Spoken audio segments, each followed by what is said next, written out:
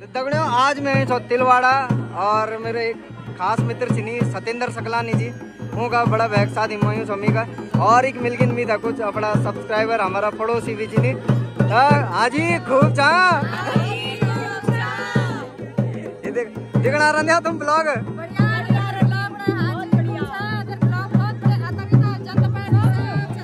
और आप लोग बहुत सुंदर लगना जो हमारा पारंपरिक जो आभूषण छिनी नथ गोला बंद वेगे पहुंच पूछ सब पहनी थी बढ़िया लग रहा था आप लोग ठीक है। हाँ और जो की ब्लॉग दिखनो बिरान और अपना बाल बच्चों था गडोल सिखान ठीक है।